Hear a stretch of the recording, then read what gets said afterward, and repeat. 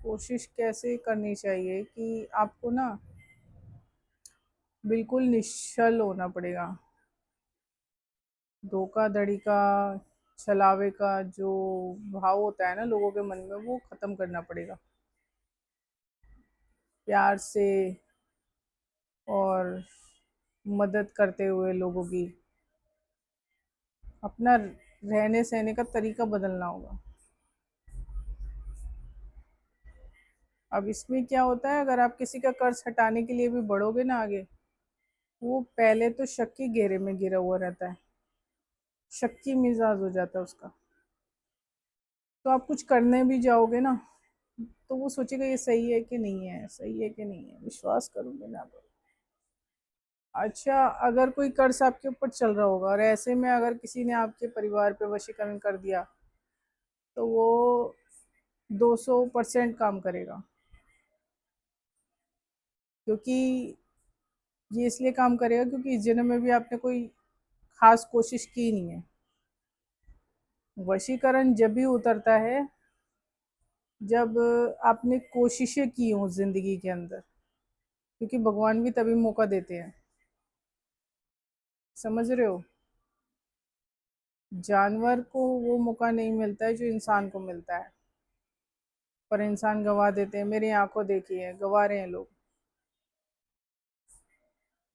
60 साल की उम्र, 70 साल की उम्र, कोई बदलाव नहीं है।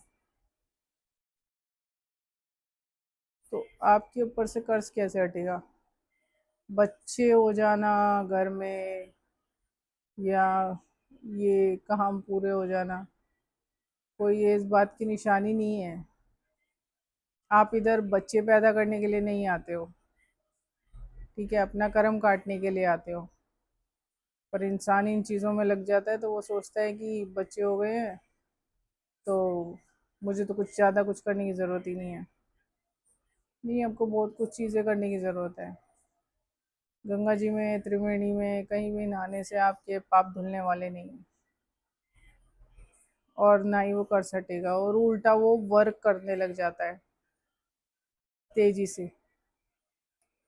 अगर उसे उस कर्ज को बिना हटाए, अगर आप किसी गंगा जी में जाकर आप सोचोगे कि गंगा जी में जाकर हम अपने पाप धो लेंगे या हमारे ऊपर से कर्ज हट जाएगा, आपके ऊपर से कर्ज नहीं हटने वाला है। आपके ऊपर से इसलिए कर्ज नहीं हटेगा क्योंकि जो 5 तत्व से बने शरीर के साथ आपने जो कर्म करे हैं ना, पिछले कई जन्म में भी जब आपको मिला है, तब आप जो कर्म कांड कर कर आए हो और उसका कुछ आपने किया नहीं है, माफी नामा कुछ करा नहीं है आपने इसका, तो आप ये समझ लो जल भी आपके अगेंस्ट काम करेगा।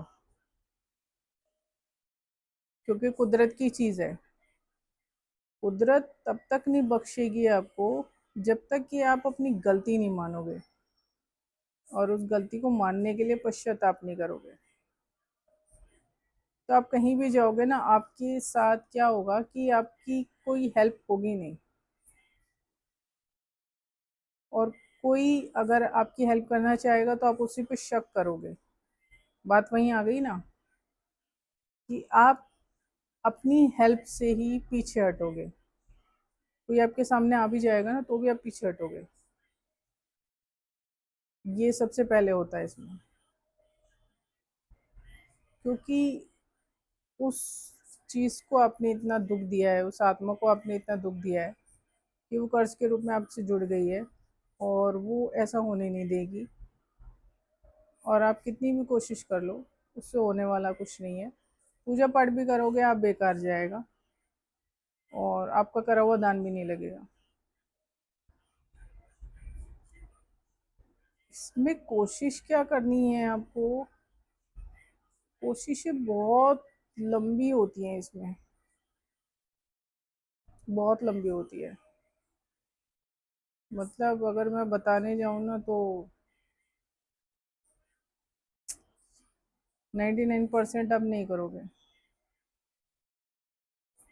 क्योंकि सबसे पहले तो आप विश्वास ही नहीं करोगे। विश्वास होना बहुत ज़रूरी होता है, और वो चीज़ आपको विश्वास करने नहीं देगी, तो यहाँ पे रुकावट बनती है। अच्छा, आपको अपने रास्ते कैसे खोलने हैं? ये मैं गाइड कर सकती हूँ। आपको अपने रास्ते खोलने हैं दूसरों की मदद करके। जो थर्ड जेंडर होते हैं ना, रोड पे मिलते हैं, आप उनको ना पैसे वगैरह दान करिए, कपड़ा दान करिए। ये लोग सूट वगैरह पहनते हैं, साड़ी वगैरह, उनको दान करिए।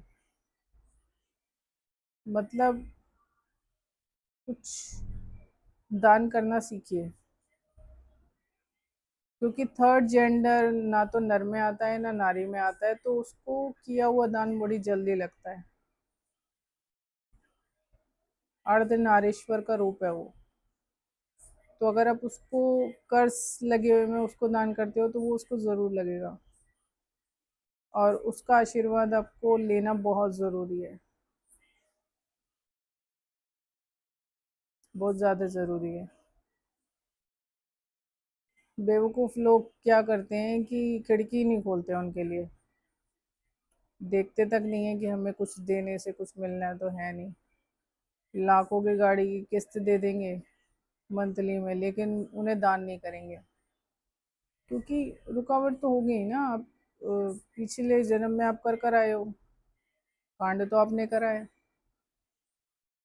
उसको धोने के लिए मेरी आंखों देखी है ये, बहुत कर्म करने पड़ते हैं ज़िंदगी के अंदर, बहुत कर्म।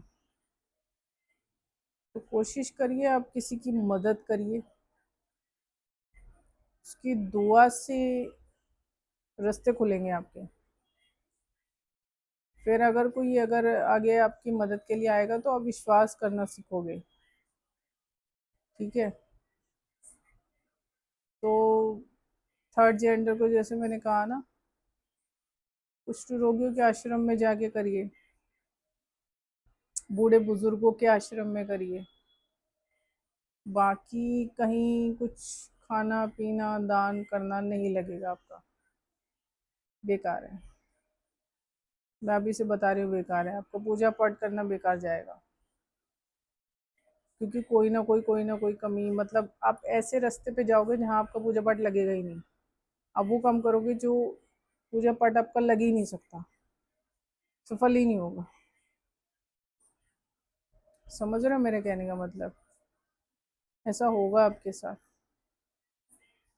तो सबसे पहले तो थर्ड जेंडर को कपड़े दान करिए, अपने पहने हुए नहीं, नए कपड़े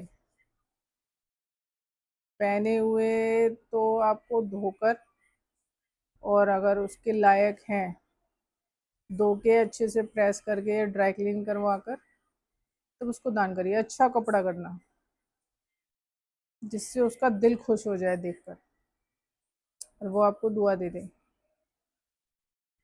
उसके मन से आत्मा से आशीर्वाद निकले आपके लिए। कोशिश ये बहुत छोटी कोशिश है, पर ये मैं इसलिए बता रही हूँ कि 99% परिवारों में, ये परिवारों के साथ कर्ज ही चल रहा है।